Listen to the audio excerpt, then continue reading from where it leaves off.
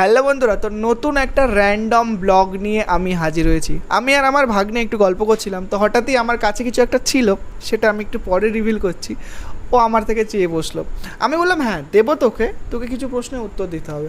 তো ভাবছি ওকে কিছু প্রশ্ন জিজ্ঞেস করবো আর সেটাই তোমাদের সঙ্গে শেয়ার করব। তো ওকে আমি তিনটে প্রশ্ন জিজ্ঞেস করব। তো এই তিনটের প্রশ্নের মধ্যে ও যদি দুটো প্রশ্নের উত্তরে সঠিক দিতে পারে তো আমি ওকে ওই জিনিসটা দেবো। তো চলো প্রশ্নটা করা যাক। তো কারণ are you ready? Yes. You ready? Yeah. তো চলো তোমার প্রশ্নটা করা যাক। বলো তোমার প্রথম প্রশ্ন। আমাদের ভারতবর্ষের জাতীয় সঙ্গীত কে রচনা করেছে? Rabindranath Thakur. Are you sure? Yes. Sure তো? হ্যাঁ। একদমই সঠিক উত্তর তুই দিয়েছিস। আমাদের জাতীয় সঙ্গীত কবিগুরু রবীন্দ্রনাথ ঠাকুর রচনা করেছেন।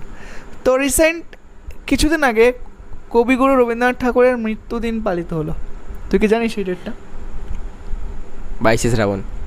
22শে শ্রাবণ, এটাও তুই সঠিক বলেছিস। তো তোর দ্বিতীয় প্রশ্ন ধরা যাক।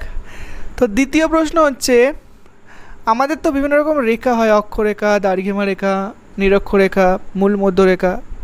তোর প্রশ্ন এমন হবে, তুই বল নিরক্ষরেখা বা মূল মধ্যরেখা, নিরক্ষরেখার অপর নাম হচ্ছে মূল মধ্যরেখা, নিরক্ষরেখা বা মূল মধ্যরেখার মান কত ডিগ্রি?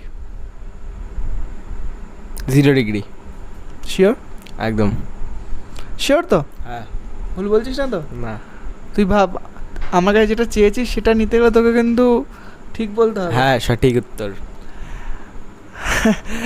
একদমই সঠিক উত্তর দিয়েছিস।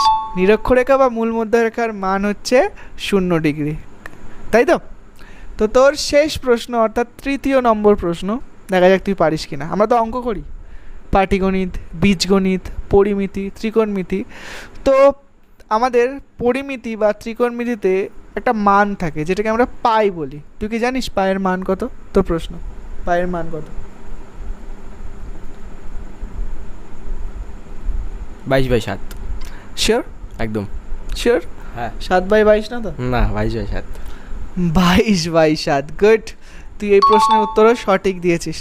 তো তুই আমার থেকে যেটা চেয়েছিলি, বন্ধুরা বেশি কিছু না, আমার থেকে 2 টাকা চেয়েছিল, তাই 2 টাকা দেওয়ার জন্য 3টে প্রশ্ন করলাম। না আমি দিতাম ওকে, কিন্তু দেখলাম ও পড়াশোনা করছে, তো পরীক্ষাও চলছে, সেক্ষেত্রে 3টে প্রশ্ন করলাম, দেখি ও পারলো কি না। পড়াশোনা হয়ে গেল প্লাস কোয়েশ্চেন ধরা হয়ে গেল, ওর টাকাটাও পেয়ে গেল। তো নে 2 টাকা। তো বন্ধুরা ভিডিওটা কেমন লাগলো অবশ্যই জানিও, আর এরকম যদি ভিডিও তোমরা চাও অবশ্যই কমেন্ট বক্সে জানিও।